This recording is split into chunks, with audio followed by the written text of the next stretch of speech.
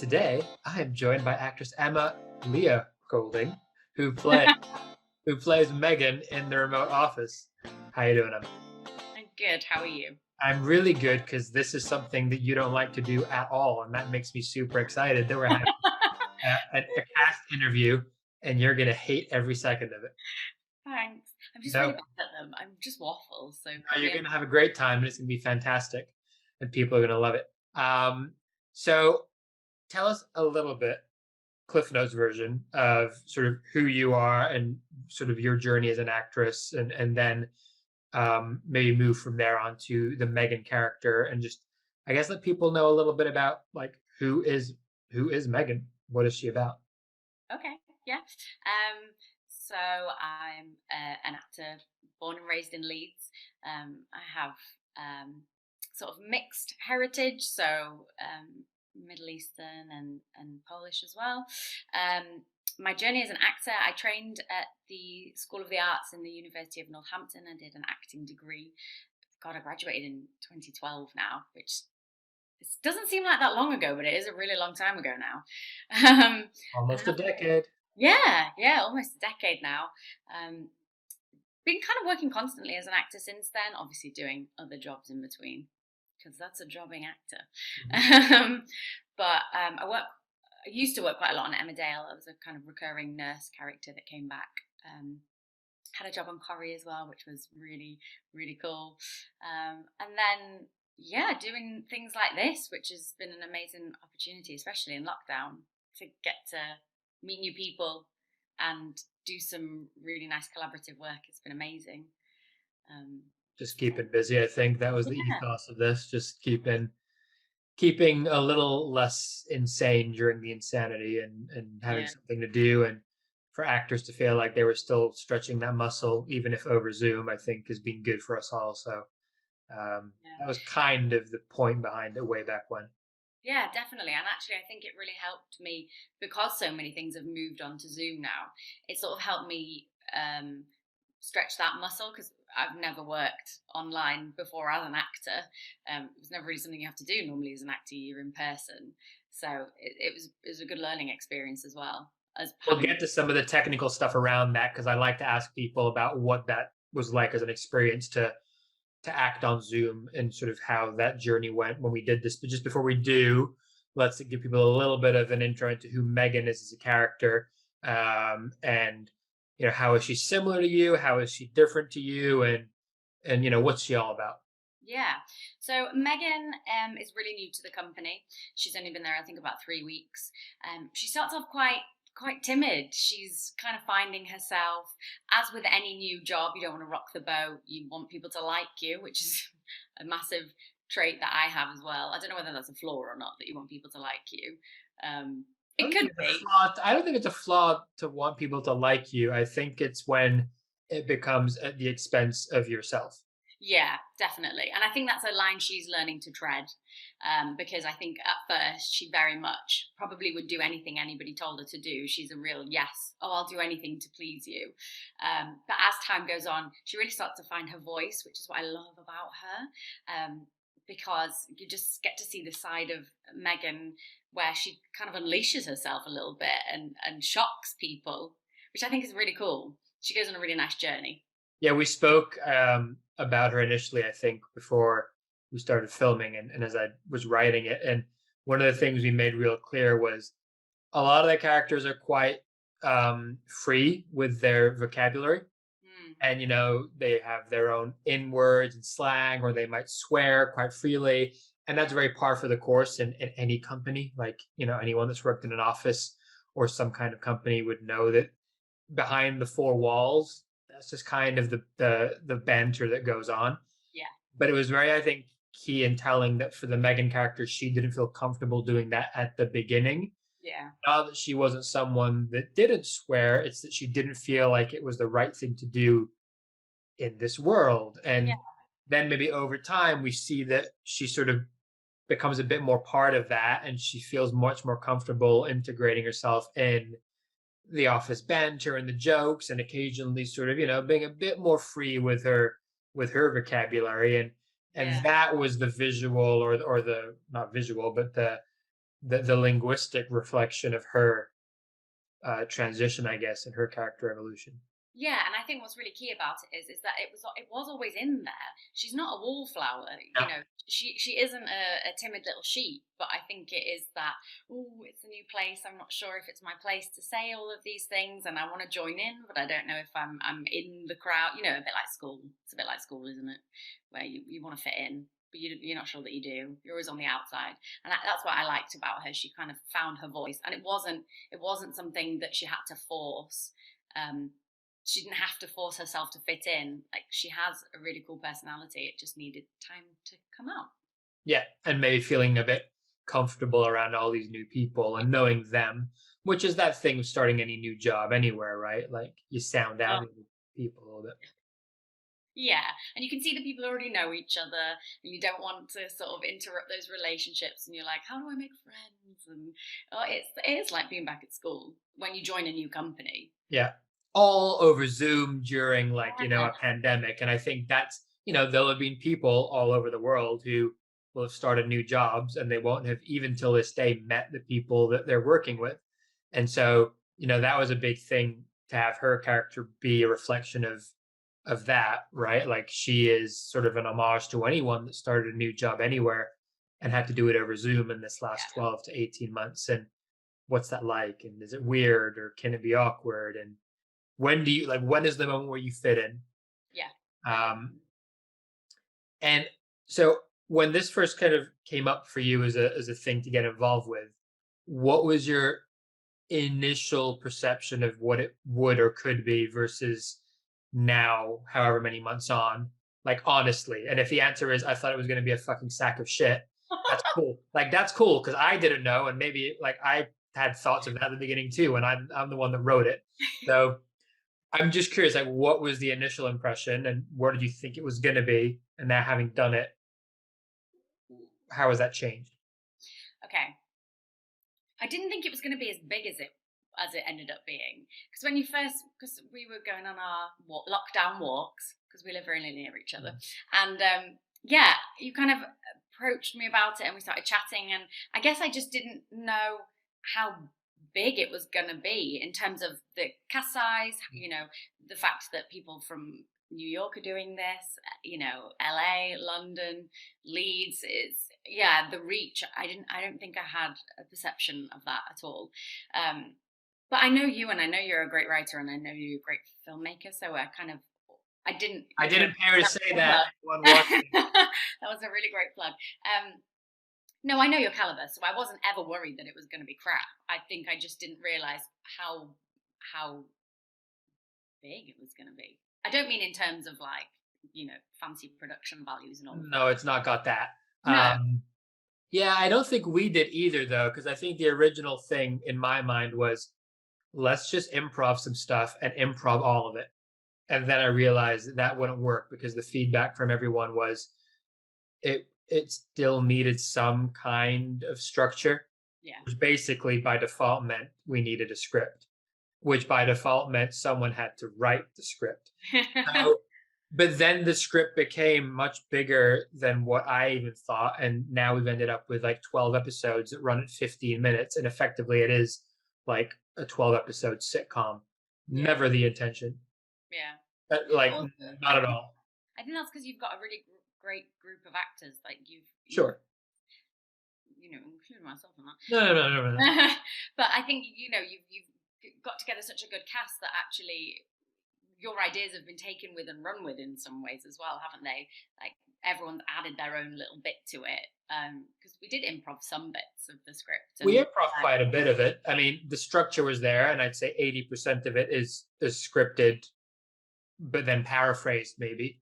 Yeah. So the ethos is right, but it's just the beats are what were written, but it's put in people's own words, or someone's added a little extra flavor on it that maybe opens up another thing. Yeah. And that was a nice thing because the whole point was that it is a collaboration. And everybody's just, it's 18 actors who've just dived in and made something. But yes, I think the scale, even for me, wasn't something I was quite expecting. Did you know how much you'd have to edit together? Um, that's not as bad as I thought, to be Oh, fair. that's good. Having said that, I'm not an editor, so it's not exactly like I'm spending the kind of time you'd be spending editing a film in non-Zoom land. I think on Zoom it's a different kind of thing because you're very much limited to boxes. Yeah, and it's very guerrilla, isn't it? We know it's not telly No, style. no, this makes Coronation Street look good Yeah, Coronation Street is good. in terms of the visuals. Like Coronation Street's not quite Spielberg or Christopher No, Nolan it's visuals. not. Yeah, it's not What I Hollywood. mean, Yeah, yeah, yeah, yeah. But I mean, we've done all of this. Yeah, we've done all of this on Zoom, exactly, and to exactly. say none of us have ever been in a room together before as well. Well, majority. Sure. Well, that's a thing, right? You've not met any of the other actors in No, the project no, not at in all. person.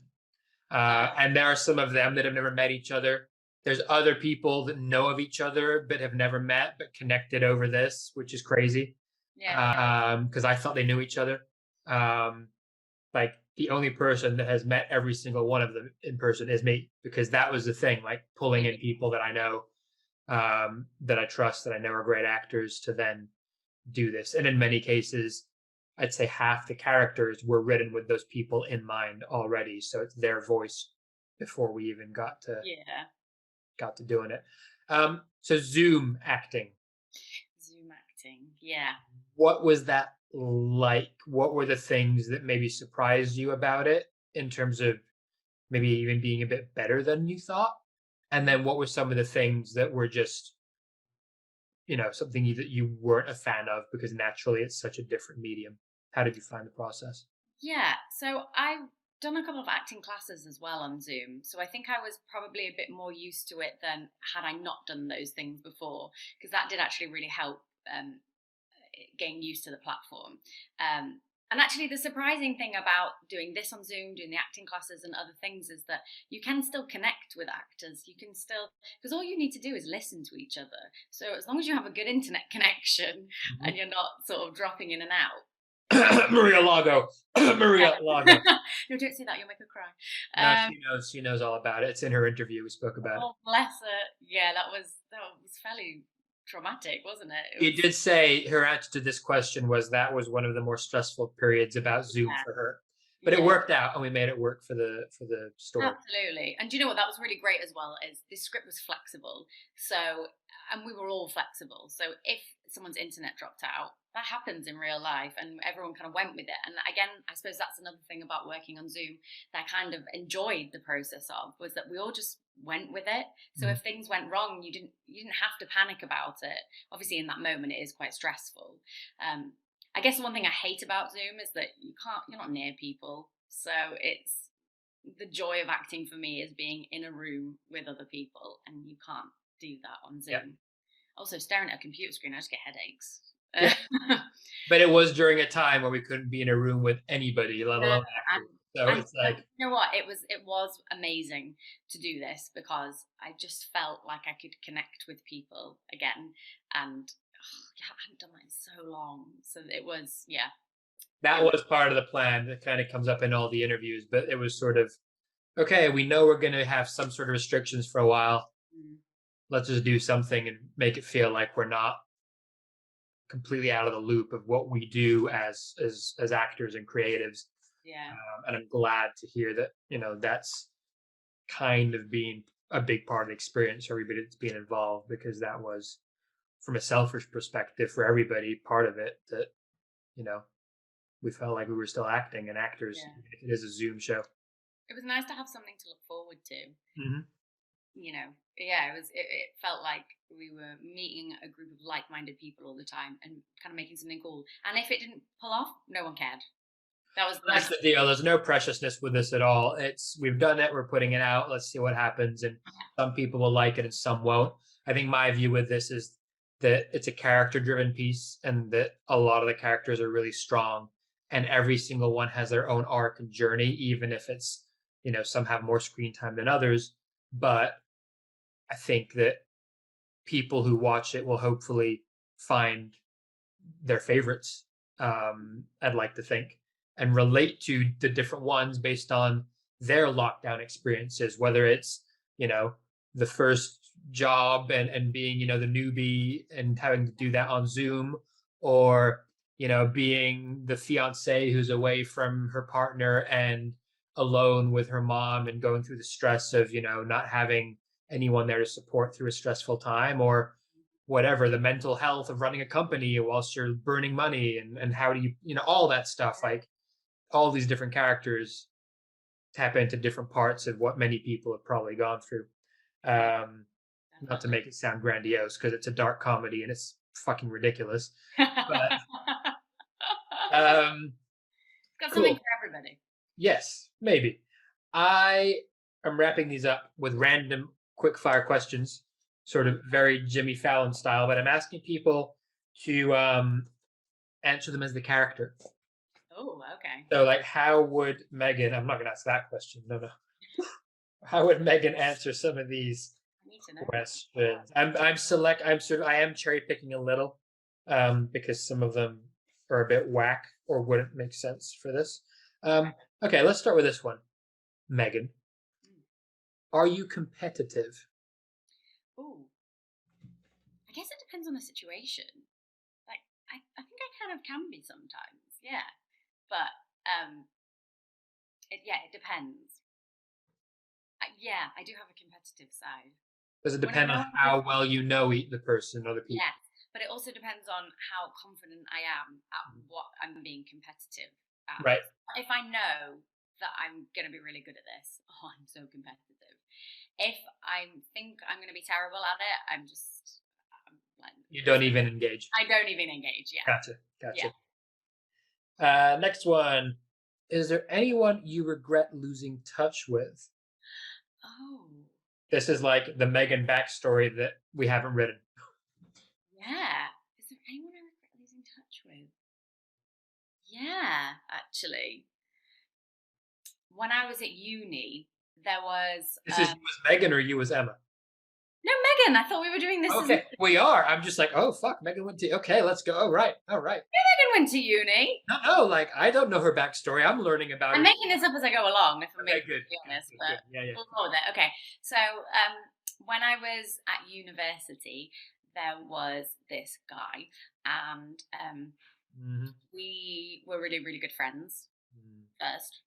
And like really good friends, really, really close. He wasn't on the same course as me, but we kind of met in the same halls. And then, as time goes on, you realise that you really like each other. And then we started dating, and it's uni, and obviously things went wrong. But I think what I miss is that because we didn't date anymore, we sort of fell out of touch. But he was a really good friend, and I think the whole like messy relationship kind of ruined it. And yeah, we were better as friends, but yeah. Or too young to know whether the relationship could have been something. Yeah. Oh, yeah, probably. I wasn't expecting that. I thought, like, what does Megan regret? Like, she regrets not doing Krav Maga classes anymore, or whatever it might have been. You asked me who I regret not keeping in touch with. Yeah, your Krav Maga teacher. Oh, okay. My brain went somewhere. I know. I like it. It shows how you think and how clearly I think on a totally warped perspective. Wow. Okay. Next one from Megan is: would you be happy to tell your friends how much you earn? No. No. That's an uncomfortable conversation.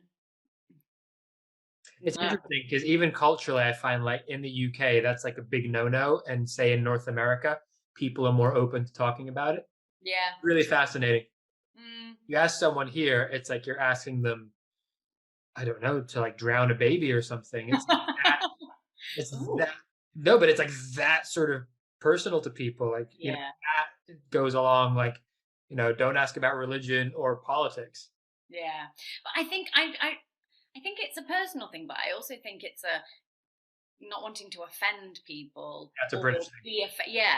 Or be offensive. Well, same thing. Yeah. Or get offended if you find out someone's earning more money than you, or you're earning more than someone else. It's just a really awkward conversation to have. I mean, we probably all should be having these conversations more so that we all, pay gaps and all that are out the window then, but sadly we don't. Right. Final question. What would be the first thing you would do if you won the lottery? Go traveling. That's the Yeah. first thing you'd do. Oh no, that was a really bad answer. No, it's the Pay off all my debts. I right. give money to my family, and then I go traveling. Yeah, fair enough. And I hope it depends how much have I won.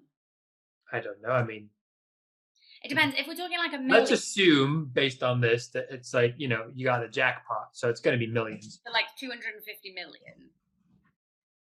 I don't Because know there's a what big jackpot difference between a million and 250 million. Do you know what I mean?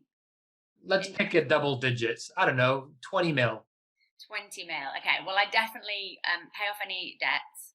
I would give money to my family, and I would probably also buy a house, just so that I knew that when I come back from my traveling, I would have somewhere to live. Because you're living in a tent right now, and Yeah. No, but then also like if you're renting, then you can't. Sure. Yeah. So then I'm going to go around the world for a year, or however many years. But the good thing is, because I will have won the lottery, I won't need to work going around the world, so I can just enjoy it. That would be the plan. There you go. Yeah. Out of Megan mode, back into Emma. Final little sort of moment for you. Let people know where they can connect with you on the socials if you want, and if there's anything you got coming up that you want to plug, anything you're going to be filming or have filmed that's out or available to see, let people know. Yeah. So I am on Twitter. I can't remember my Twitter handle because I'm really bad at social media. It down wherever description. Thanks. I don't really tweet very many good things, so. No one does. No one. No. I don't think anyone tweets I don't think you can tweet a good thing. I'm really bad at social media. I'm awful. But I am about to start work on a really cool indie horror short film. It's kind of like a horror premise. It's got an amazing story.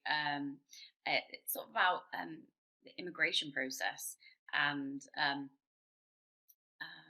the story that goes along with that. I don't want to give anything away because it's a very interesting and intricate storyline. But it's called Remnants, and it's been produced by Jump Cut Studios, and it's going to be really cool. We've not started filming it yet, but I think it's going to be filmed in July. Cool. So I'm really excited about it. Probably by the time this comes out, or just about you maybe filming or close to filming. Yeah, maybe. We've not got the dates through yet, but hopefully soon. So I'm really looking forward to that. It should be a really nice experience. Awesome. And yeah, I'll put the Twitter. And are you the same on Twitter and Instagram?